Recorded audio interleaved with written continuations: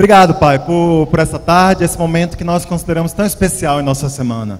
Momento onde a gente louva o Senhor junto com nossos irmãos, onde a gente vem aqui encorajar um ao outro e fazer isso cantando louvores ao Senhor, colocando nosso coração diante do Senhor para ser transformado por Sua palavra, poder contar uns aos outros nossas tristezas, nossas alegrias e saber que a gente tem uma família que o Senhor nos deu, Pai.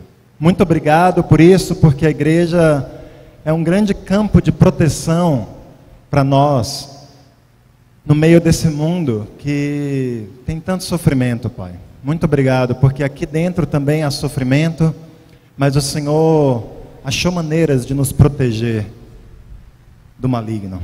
Te oramos gratos, em nome de Cristo. Amém.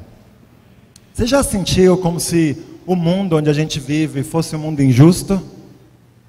Como se o mundo fosse um mundo mau, como se você não conseguisse entender algumas das atrocidades que acontecem ao redor da gente.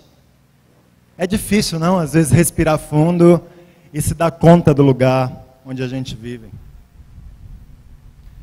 Por que existe dor ao nosso redor? Por que existe tanta dor física? Você está sentindo dor física? Você não precisa levantar a mão, não. Mas eu sei que alguns aqui estão sentindo, não? Estão sentindo dor física. Alguns estão sentindo uma dor que aparentemente é mais tolerável, mas pode ser muito pior do que a dor física, que é a dor emocional. Alguns aqui estão sem esperança. Algumas tragédias aconteceram, algumas coisas aconteceram na nossa vida que estão doendo profundamente. E só dói, e a gente não entende. Por que acontece isso? Por que pessoas têm depressão? Por que a gente experimenta solidão? Por que há tanta angústia no mundo? Um autor chamado Timothy Keller, pastor de uma igreja nos Estados Unidos, ele cita 2 testemunhos de 2 jovens.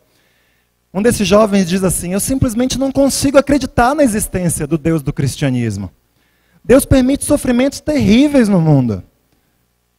Ou Ele é todo poderoso, mas não é bondoso o bastante para pôr fim ao mal e ao sofrimento, ou Ele é todo bondoso, mas não é poderoso o bastante para pôr fim ao mal e ao sofrimento.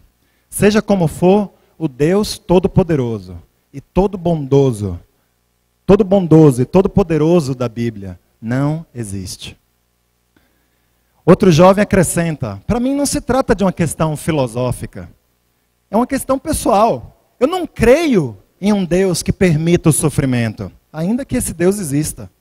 Talvez Deus exista, talvez não. Mas se Ele existe, não é confiável.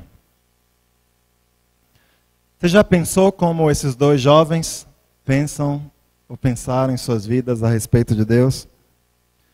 Sabe, mesmo que você creia que esse Deus bíblico exista, como pode existir um Deus bom se Deus permite tantas coisas más nesse mundo?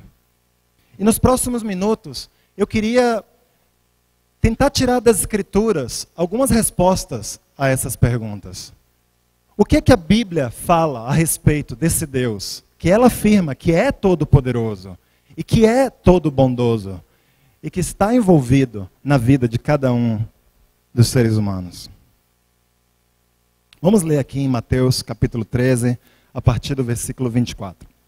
Abram suas Bíblias, por favor. Mateus 13, do 24, a gente vai ler primeiro até o 30. Jesus contou outra parábola. Ele disse ao povo: o reino do céu é como um homem que semeou sementes boas nas suas terras. Certa noite, quando todos estavam dormindo, veio um inimigo, semeou no meio do trigo uma erva ruim, chamada joio, e depois foi embora. Quando as plantas cresceram e se formaram as espigas, o joio apareceu. Aí os empregados do dono das terras chegaram e disseram: patrão, o senhor semeou sementes boas nas suas terras. De onde será que veio este joio? Foi algum inimigo que fez isso, respondeu ele. E eles perguntaram: o senhor quer que a gente arranque o joio? Não, respondeu ele, porque quando vocês forem tirar o joio, poderão arrancar também o trigo. deixem o trigo e o joio crescerem juntos até o tempo da colheita.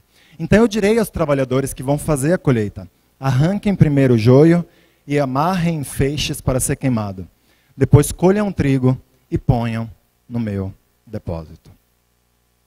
Sabe, Jesus está narrando aqui nessa parábola um evento que era bem comum na época, que era um evento de sabotagem agrícola.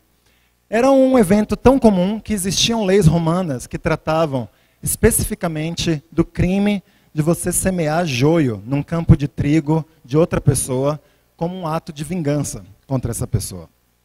Essa erva ruim que foi semeada aqui, ela é chamada especificamente de joio. Ela é uma erva daninha que nos primeiros estágios, quando ela está crescendo, ela se assemelha ao trigo, embora ela tenha umas folhas mais estreitas do que o trigo possui. E ela possui também um talo de comprimento um pouquinho menor do que o trigo.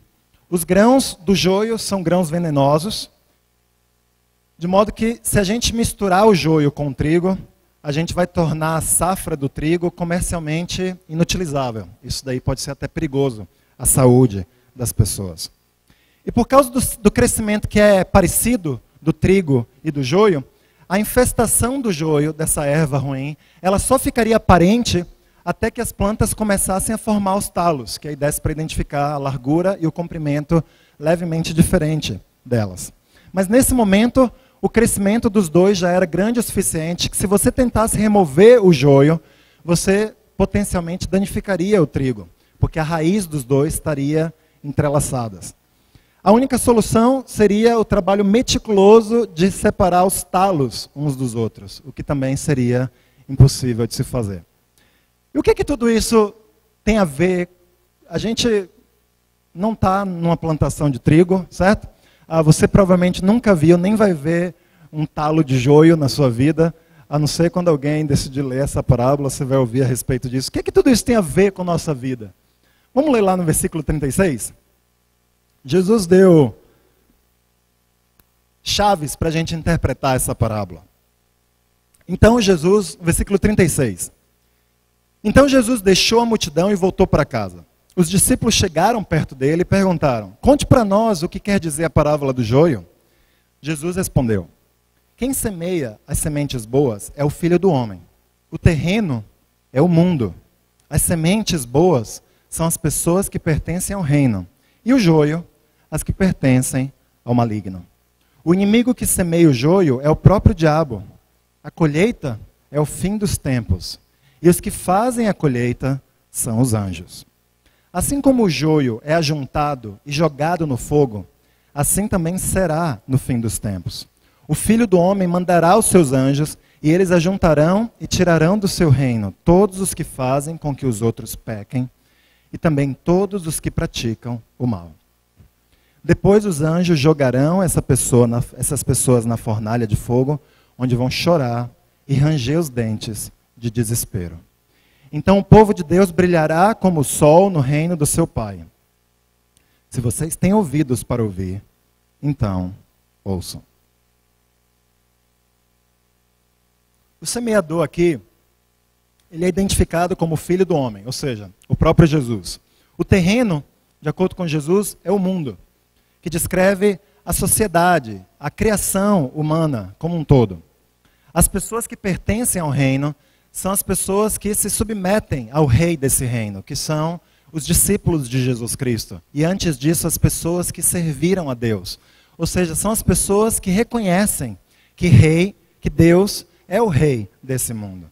As que pertencem ao maligno são os incrédulos, as pessoas que não têm fé, as pessoas que não têm a palavra de Deus como o padrão de condução de sua vida. O inimigo aqui é o próprio diabo, que está sempre tentando arruinar e destruir o trabalho de Deus, embora o sucesso dele seja no máximo temporário, e um dia vai se desfazer. A colheita é o fim dos tempos, o julgamento, onde todo joelho vai se dobrar e vai prestar contas de sua vida a Deus. A maioria dos estudiosos, eles acreditam que essa parábola, ela foi escrita para dar direções para a igreja de como lidar com o problema do bem e do mal dentro da igreja. O trigo, então, seriam os discípulos verdadeiros, os discípulos que existem dentro da igreja, que são aqueles que de fato seguem a Deus. E o joio seriam aquelas pessoas que aparentemente são discípulos no exterior, mas que na verdade pertencem ao maligno, mas estão dentro da igreja, e um dia Deus vai separar essas pessoas. Historicamente, foi assim que muitos líderes de igrejas interpretaram essa parábola. Um patriarca cristão da cidade de Roma, por exemplo, ele justificou que se tolerasse os pecados de membros da igreja, dizendo a seguinte frase: o joio cresce junto com o trigo. Agostinho também fez a mesma coisa, justificou que o mal permanecesse dentro da igreja com base nessa parábola. Aqueles que veem essa parábola ensinando, descrevendo a igreja como uma comunidade mista de bem e de mal, geralmente argumentam que essa parábola proíbe qualquer tentativa de se lidar com o mal na igreja. E exorta paciência, até o dia em que Deus, somente Deus, que seria o único capacitado a fazer isso, lidaria com o mal que existe dentro da igreja. De fato, Jesus, ao longo do Evangelho, ele deixa claro que haveria pessoas dentro da igreja com um coração sincero e outras pessoas com um coração não sincero. No entanto, Jesus também deixa claro ao longo dos evangelhos que seria possível ver a diferença entre essas duas pessoas. Seria possível ver a diferença dos falsos mestres dos mestres verdadeiros. Como que a gente veria? Por meio das ações dessas pessoas. Jesus insiste que a gente poderia ver a diferença entre uma árvore boa, que daria bons frutos, e uma árvore ruim, que daria frutos ruins. É difícil de aceitar que Jesus, nessa parábola, esteja sugerindo que a gente deva ser passivo para com o mal dentro da igreja. E que a gente deveria simplesmente esperar Deus fazer algo a respeito do joio, que supostamente estaria dentro da igreja. Por que é difícil? Porque 2 vezes no Evangelho de Mateus apenas, Jesus ensina que a gente deveria ser tão radical com o pecado, que a gente deveria chegar ao ponto de cortar um membro do nosso corpo, em vez de aceitar o pecado. É melhor ficar sem uma mão do que sua mão levar você a pecar. Jesus também deixa instruções sobre como lidar com o pecado na igreja. Em Mateus capítulo 18, ele fala que a gente deve confrontar o irmão que a gente vê pecando. A gente deve levar outras pessoas conosco para confrontar esse irmão, se o irmão não se arrepende. Que o pecado dos irmãos é tão sério, que se alguém não se arrepende e está com o coração duro, a gente deveria chegar até o ponto de exercitar a disciplina máxima, que é expulsar essa pessoa de dentro da igreja. Jesus falou essas palavras lá em Mateus capítulo 18, versículos 15 a 18. Jesus pode ser tudo, menos passivo no confronto entre o bem e o mal. Além disso, aqui no versículo 38, Jesus diz explicitamente que o campo onde as sementes foram semeadas, tanto o trigo quanto o joio, não é a igreja. O campo é o mundo. E não apenas o lugar onde os discípulos estão. No versículo 41, de fato, a parábola diz que os anjos tirarão do seu reino todos os que praticam mal. E muitos têm equacionado reino à igreja. E aí fala, tá vendo? Deus vai tirar de dentro da igreja aqueles que praticam mal. Mas a gente tem estudado ao longo dos anos que a igreja faz parte do reino de Deus, mas a igreja não é o reino de Deus. O reino de Deus engloba a igreja, mas vai além da igreja. O reino de Deus envolve toda a criação. O reino de Deus envolve tudo que a gente consegue ver. O reino de Deus envolve toda a sociedade humana. Alguns aceitam a Deus como seu rei, outros não aceitam. Mas de fato, essa parábola não afirma explicitamente que de dentro da igreja vão ser tiradas as pessoas que praticam o mal. Dentro do mundo, que é essa essa criação, essa sociedade que a gente vê, discípulos e pessoas incrédulas continuam a existir lado a lado, mesmo depois de Jesus ter trazido o reino de Deus. A parábola do joio está afirmando para nós que a gente vai conviver com a maldade nesse mundo até o dia em que o julgamento acontecer. A parábola do joio está ensinando que a gente precisa ter paciência até o dia em que Deus vai lidar com o mal que existe ao nosso redor. Alguns discípulos de Jesus, no ministério dele, talvez não tenham entendido como que essa mensagem poderia ser, como que isso poderia estar acontecendo. Pô, depois do Messias chegar, por que as coisas ainda estavam aparentemente do mesmo jeito que continuavam antes dele vir? Por que a opressão romana continua? Por que o Messias não está cavalgando triunfamente e nos libertando desse jugo e salvando o seu povo que espera pelo Messias há séculos? Que tipo de reino era esse que Jesus proclamava, que aparentemente permitia que o mundo continuasse a viver do mesmo jeito que ele sempre vinha existindo até aquele momento? Por que Deus não destruía imediatamente os filhos das trevas? E assim tornava esse mundo um lugar adequado, um lugar cheio de paz e júbilo para os filhos da luz. Por quê? Por que tanta coisa ruim ainda acontecia aos seus olhos e aparentemente as coisas não estavam mudando? A parábola responde a essas perguntas dos discípulos. E ela responde a essas perguntas com um chamado à paciência, com um chamado para que a gente direcione nossa atenção para o julgamento que ainda está por vir, quando vai ser esclarecido quem é verdadeiramente o povo de Deus e quem é verdadeiramente aqueles que seguem ao maligno. Deus não está com pressa. E os discípulos de Jesus, naquela época, e os discípulos de Jesus hoje, precisam estar preparados para esperar o tempo em que Deus julga seu tempo apropriado para lidar e para endireitar todas as coisas nesse mundo. Mas o fato de que Deus vai lidar com o mal no final dos tempos ainda não responde a nossa pergunta no começo dessa palestra, não? Por que Deus permite o mal? Por que Deus permite a dor na nossa vida, na vida das pessoas que a gente ama? Vamos tentar extrair das Escrituras algumas razões. Mas antes de começar, eu só queria falar o seguinte. Sabe, eu e você, a gente tem um entendimento bem limitado sobre a vida e sobre o mundo. A gente pensa que se Deus tem boas razões para permitir o sofrimento, que a gente deveria ser capaz de entender essas razões. Mas será que isso é verdade? Será que até nós seríamos capazes de entender todas as razões pelas quais Deus permitiria o mal?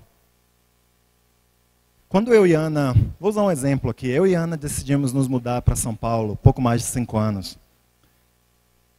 E nossa filha, Sofia, sofreu muito. Ela amava Brasília, ela tinha nascido em Brasília, ela tinha a família dela, a igreja de Brasília era bem menor do que a de São Paulo, ela conhecia as pessoas, todo mundo conhecia, tinha pegado ela no colo. E por 2 ou 3 anos, Sofia ficou bem chateada por ter se mudado, por a gente ter tomado a decisão de se mudar aqui para São Paulo. Certamente, naquele momento da vida dela, foi o maior sofrimento que ela já tinha experimentado com 9 anos de vida. Eu e Ana levamos o sofrimento dela em consideração. A gente sofreu por vê-la sofrer. Mas a gente decidiu vir, mesmo assim, para São Paulo, porque a gente achou que isso seria o melhor para a nossa família. A gente achou que isso modelaria para ela o que cristãos fazem quando são chamados por Deus para fazer alguma coisa. Eles simplesmente vão e obedecem o que Deus pede para eles fazerem, mesmo que o custo seja alto para a gente. Ela, obviamente, com 9 anos, não entendia nada disso. Mas hoje Sofia é feliz aqui em São Paulo, é até grata por estar aqui em São Paulo. Agora, se decisões de pais humanos, às vezes não são compreensíveis para os filhos, que dirá decisões de um ser, de um pai, com um entendimento infinitamente superior ao nosso. Por que a gente acha que a gente deveria ser capaz de entender todas as razões pelas quais Deus permite ou deixa que alguma coisa aconteça em nossa vida? Será que Deus tem um plano? Será que Deus não está escrevendo em nossas linhas, em nossas vidas, para trazer algo bom que a gente não consegue ver ainda por causa da nossa perspectiva limitada, por causa da nossa falta de entendimento? Eu só queria trazer esse pensamento antes da gente tentar explorar algumas razões. Por que Deus permitiria sofrimento e dor em nossas vidas? Bem, uma razão seria o verdadeiro amor e a verdadeira felicidade só podem existir se, ao mesmo tempo, o mal for possível de existir. Nas palavras de C.S. Lewis, Deus criou as coisas com livre-arbítrio, com liberdade de escolha. Criaturas que podem fazer tanto o bem quanto o mal. Alguns pensam que a gente pode conceber uma criatura que, mesmo desfrutando de liberdade, não seja capaz de fazer o mal. Mas será que é possível alguém ser livre e não poder fazer o mal? Se uma pessoa é livre para o bem, então ela também é livre para o mal. E o que torna isso possível? A existência da livre escolha, a existência do livre-arbítrio. O fato de que a qualquer momento eu e você podemos tomar uma decisão real, não uma decisão induzida, não uma decisão superficial, uma decisão que seja verdadeira. Por que Deus concede o livre-arbítrio, então? Porque o livre-arbítrio, apesar de possibilitar maldade, é também aquilo que torna possível qualquer forma de bondade. É o que torna possível o amor verdadeiro. É o que torna possível um relacionamento de verdade. É o que torna possível haver conexão de verdade. Já imaginou um mundo feito de robôs? Pessoas que teriam que fazer o que é certo porque elas foram pré-programadas para fazer o que é certo? Porque elas não têm escolha de decidir fazer o que é certo? Será que um mundo assim valeria a pena ser criado? Você gostaria de ser casado com alguém que tem que te amar? Você gostaria de ter um amigo que não tem outra escolha a não ser te aguentar e ser seu amigo? Que prazer a gente derivaria dessas coisas, não? O prazer dos relacionamentos não vem justamente porque as pessoas têm a escolha de estar ao nosso lado, têm a escolha de nos amar. Mesmo que a gente saiba que temos fraquezas, pessoas escolhem ficar junto de nós, apesar de nossas fraquezas, porque a gente é significativo para elas. E isso dá prazer. Isso cria intimidade. Não é verdade? A felicidade que Deus quis para nós é a felicidade de estar de forma livre e voluntária, unidos a eles e a todos os outros seres, num êxtase de amor e de deleite. E para isso, a gente precisa ser livre. A gente precisa ser capaz de escolher. E claro que Deus sabia o que poderia acontecer com essa liberdade. Claro que Deus sabia dos riscos de a gente tomar caminhos ruins, de a gente fazer coisas erradas com nossas vidas. Mas aparentemente Deus decidiu que o risco valia a pena. Da mesma forma que todos nós que nos casamos, e vários outros que ainda querem se casar, a gente sabe dos riscos, não? De se casar. A gente ouve, não? Aula após aula, tempo após tempo, pensa bem, é difícil, é para a vida inteira, vai te fazer sofrer. A gente sabe, mas por que a gente ainda quer casar? Por que a gente quer assumir esse risco? Vários de nós somos pais, outros querem ser pais. Mas, ó céu, se eu tivesse cabelo, eu arrancava aqui. A gente sabe dos riscos associados a ter filhos, não é verdade? A gente sabe que a gente vai sofrer, padecer no paraíso, pais e mães. A gente sabe que muita coisa vai dar errado, mas por que a gente ainda quer ter esses seres? Por que a gente quer dar à luz? Porque, aparentemente, mesmo sabendo dos riscos de as coisas darem errado, a gente quer ter a liberdade de coisas darem certo. E eu acredito que isso está no coração de Deus, de ter permitido o livre-arbítrio.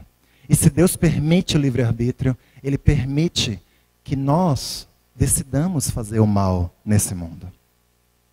Outro motivo para a gente considerar é o seguinte: a dor, por mais incômoda que seja, ela pode fazer mal. Ela pode fazer mal, certamente ela pode fazer, mas ela pode fazer bem ao homem. A dor, apesar de ela ser incômoda, pode fazer bem ao homem. Pense na vida, quero fazer um exercício com vocês aqui. Pense na vida de uma pessoa que te inspira, pela qual você é extremamente grato. Pode ser na Bíblia, pode ser seus pais, pode ser alguém, um familiar, um amigo. Gasta alguns segundos pensando numa pessoa que você olha para a vida dessa pessoa e te dá vontade de ser uma pessoa melhor. Pensa um pouquinho.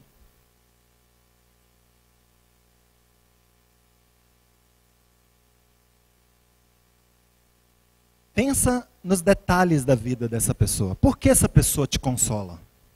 Por que ela te inspira? Pense no caráter dessa pessoa. Que características dessa pessoa inspiram você? Pense nos relacionamentos que ela tem. Pense em seus triunfos, nos seus sacrifícios. Agora, tente imaginar a vida dessa pessoa, tirando toda e qualquer ocorrência de sofrimento. Tire da vida dessa pessoa todas as esperas longas que ela teve que aguentar. Tire da vida dessa pessoa qualquer sofrimento que os outros tenham causado a ela. Tire da vida dessa pessoa os obstáculos que ela enfrentou. As desgraças naturais pelas quais ela passou. Qualquer sofrimento que ela tenha causado aos outros. Tire da vida dessa pessoa tudo isso. O que aconteceu com a pessoa que você estava imaginando? Ela continua te inspirando? Ela continua te consolando? Ela continua sendo uma motivação para você ser mais do que você é? Sabe, sem sofrimento na vida, sem dor na vida, praticamente toda história inspiradora seria falsa. Ninguém jamais teria feito um sacrifício significativo por outra pessoa. Não haveria grandes momentos de perdão e de reconciliação na história humana. Sumiria qualquer oportunidade de você ser um herói, de você defender a justiça contra a injustiça. A gente ficaria sem a possibilidade de demonstrar qualquer tipo de compaixão, porque não haveria razão para alguém ser compassivo. Não haveria mais momentos de coragem, porque não haveria situações perigosas no mundo. Não haveria mais heróis, não haveria mais ninguém dando sua vida por outras pessoas. É esse mundo que a gente acha que Deus deveria ter criado? Um mundo insosso? Um mundo onde não há dor? É verdade, mas também onde não há picos de encorajamento, de consolo, de esperança, de paixão, de sonhos. A dor incomoda, é verdade, mas ela também ajuda. Ela forma e ela define o que é ser humano. Um doutor chamado Paul Brand, ele escreve que há pessoas que nascem com um defeito genético raro, conhecido como indiferença congênita à dor. Essas pessoas são saudáveis em todos os aspectos, menos em um. Elas não são capazes de sentir dor. E esse problema específico ocorre até que raramente. Mas há outras condições no mundo, como lepra, diabetes, alcoolismo, esclerose múltipla, distúrbios nervosos, danos à coluna espinhal, que também podem resultar num estado de insensibilidade à dor. Um estado que é muito perigoso para nós, como seres humanos. De modo bem irônico, enquanto que a maioria de nós procura remédio na farmácia para alívio a qualquer tipo de dor, essas pessoas, elas vivem em constante perigo por causa da ausência de dor em suas vidas. Pessoas nessas condições, leprosos, por exemplo, dos quais há alguns milhões aqui na Terra, têm seus narizes encolhidos, suas orelhas inchadas, os dedos e as juntas das mãos e dos pés perdidos.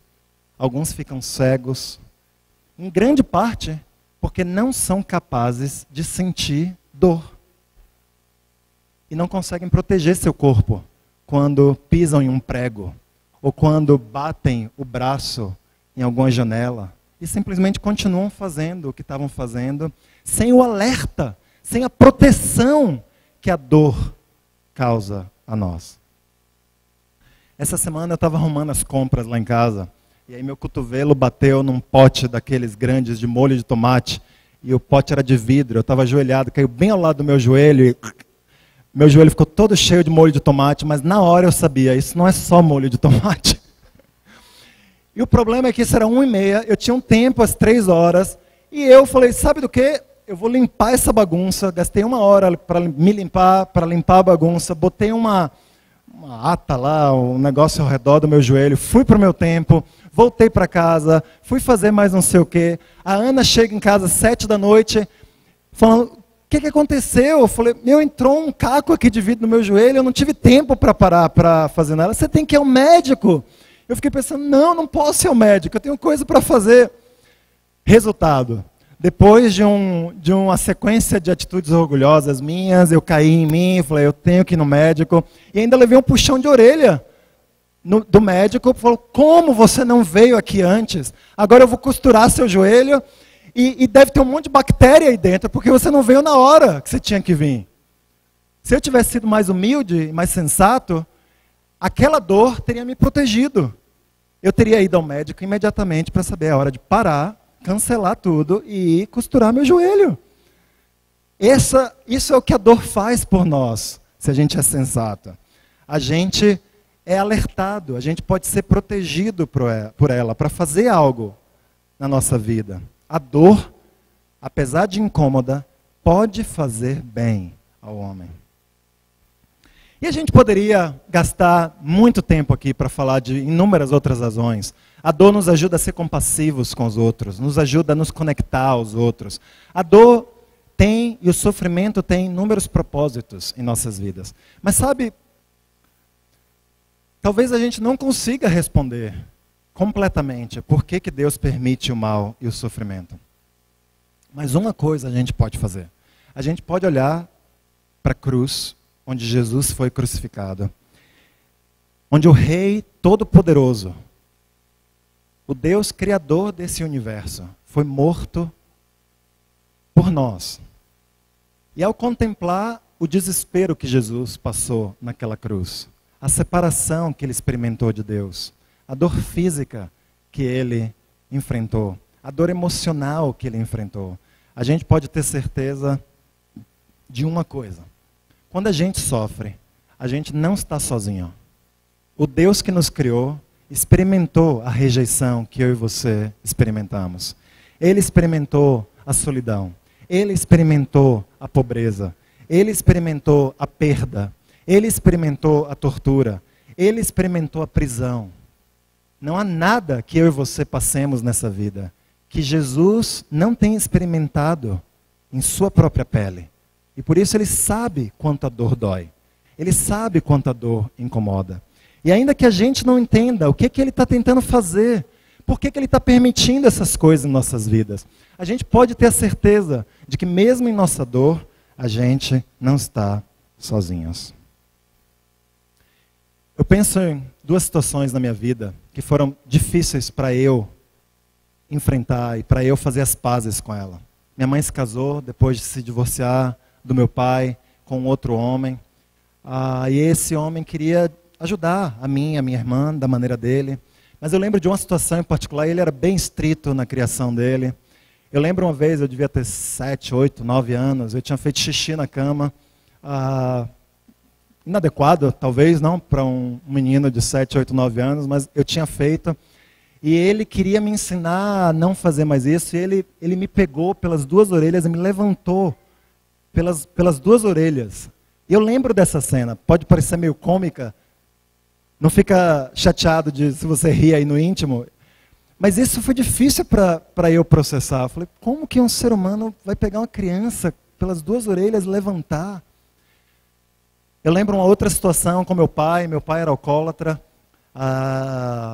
se drogava, e meu pai pegou eu e minha irmã em uma noite, nos levou para uma festa, bebeu horrores lá, e nos colocou num Cadillac que ele tinha, todo aberto, e foi levando a gente para uma estrada, lá de Salvador para casa. E uma hora minha irmã começou a brigar com meu pai, e meu pai bêbado, dirigindo, parou no meio da estrada e falou, podem sair. E jogou a gente para fora do carro e deixou a gente lá na estrada. E foi embora. E eu lembro, abraçado com minha irmã, chorando, e minha irmã tentando se controlar. Eu não lembro quantos minutos passaram, mas meu pai voltou, depois pegou a gente, foi embora.